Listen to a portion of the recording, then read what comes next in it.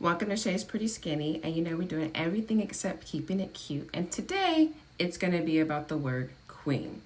Now, we either talk about it historically, right? We see a queen as someone who is valued, who has value, who carries value, right? And so therefore demands a certain level of respect because of that.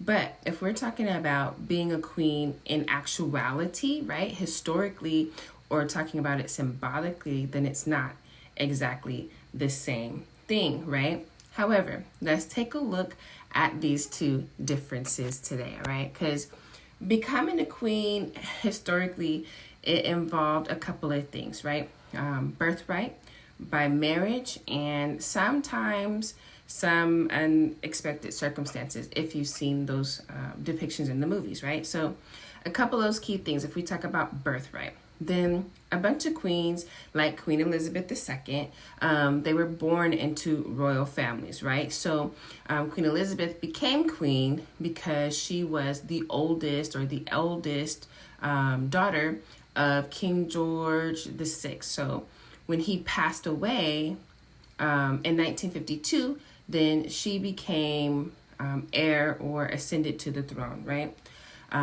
As far as marriage, some women become queens through marriage. So there has been holes, the birthright. Who is that? Camilla, right? So for example, Queen Camilla became queen by marrying King Charles III, right? Now, while she doesn't rule on the throne, right, she still holds that title of queen. So maybe that's what some of us think of when we say, treat me like a queen, right? Now, if we think about the things that queens had to go through, it was some rigorous things. Like they received extensive education and training, right? There was languages, public duties, their statecraft. With Queen Elizabeth II, for instance, she was tutored in history, constitutional history. She learned French from someone who was native speaking, and she had governesses. If you have unexpected circumstances, let's see. I can't think of an example, but it might lead to someone becoming queen. Elizabeth II's path to the throne was altered. Oh, yeah. When King Edward VIII, right, abdicated, and so he didn't want it, right? And then it made her father the king and the heir, right? She's the presumptive heir because she's from that line, genetically. And then there was public service duties, right? So you could have, well, not have, it is a lifetime of public service to the people and representing your nation, right? Having ceremonial duties that you must perform, places where you have to show up and be, right?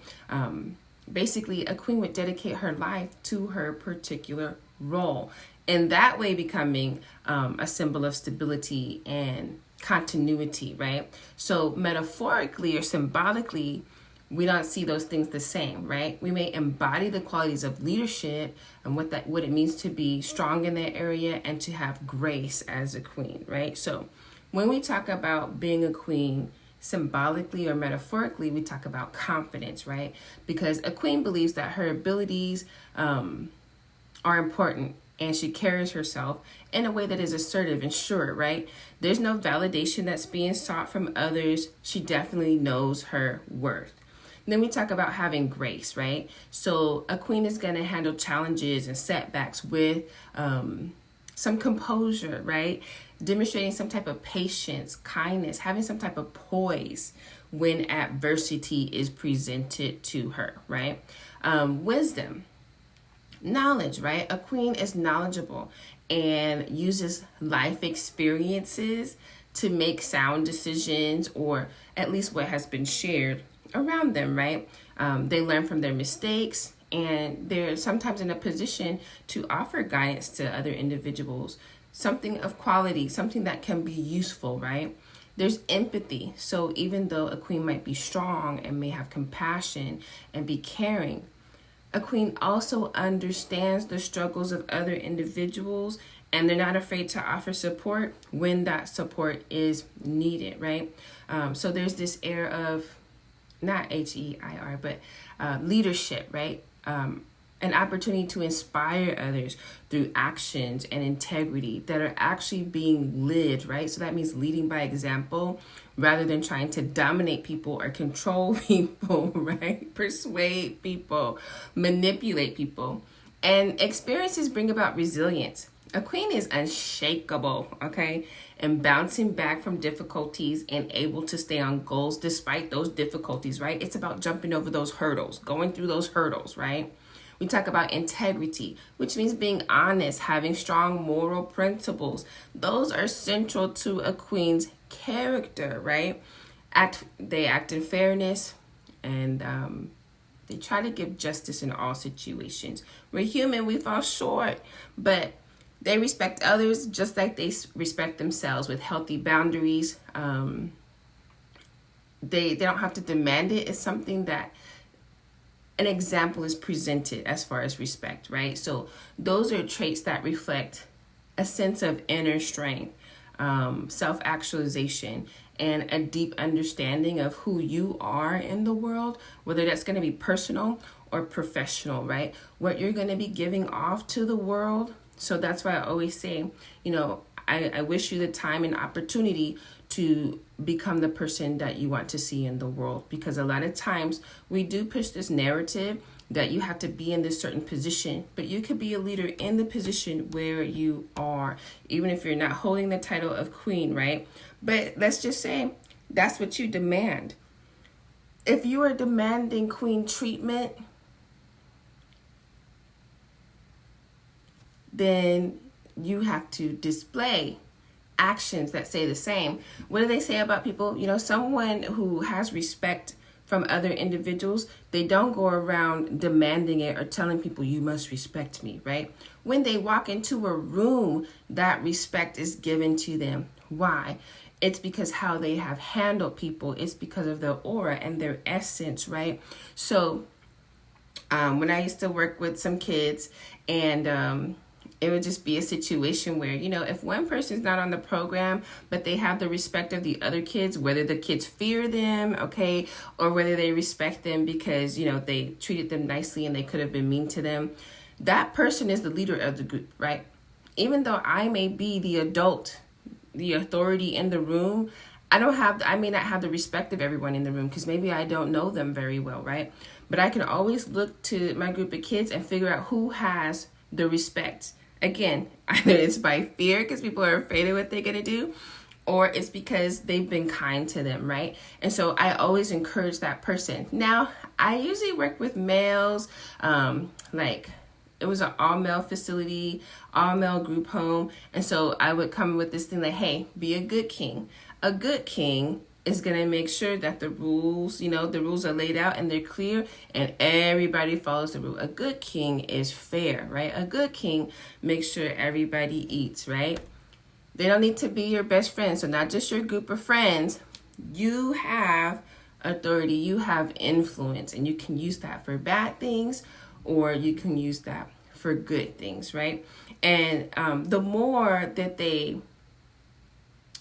took a fair action with their group, the more they received praise and some reverence.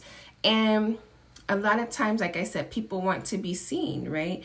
And in that way, people feel like you're seeing me, especially some of the kids that I worked with, because they had not been in good situations. And so by now we're in a situation where people feel like, oh, this person's bad. There's no reason to count on them. They're just going to be part of the system, right? But in this way, it can give a person a different view of themselves, right? But it's not just me saying, oh, you're the king. No, it's about what kind of actions are kingly, right? So when we talk about being a queen, it's no different than that. It's not just I want to be the queen, treat me like a queen. It's what are the queenly actions, right? What your actions are is kind of how people treat you. If you're an asshole, right? People are going to respond to you that way. All right. But it doesn't mean that you can't be assertive, right? There's being passive and there's being the mat, right? And trying to please everybody. I've been in that situation before. I did it for 3 years.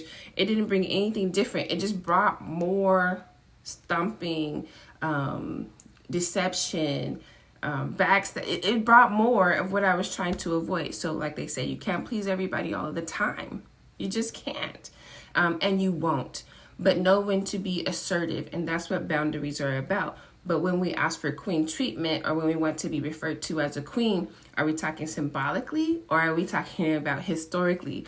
Because either way, it's requiring some action on your part. Even historically, right? It was being of service to individuals if you're ruling on the throne, right? There was responsibility that you had. So I challenge you to ask yourself, what responsibility do I have? What responsibility do I want to take ownership of in my life, right? How do I want to carry myself? What's the aura that I'm giving off? How am I sharing my essence? Am I budgeting that the way that I would budget anything else, right? Because if you give too much of yourself, you start to feel like, I'm not whole. That's because you left pieces of yourself everywhere. Sweetheart, go collect those pieces back. Because even metaphorically, being a queen, there's responsibilities on your part. Are you willing to take that challenge and really able to own that responsibility? Have a good one.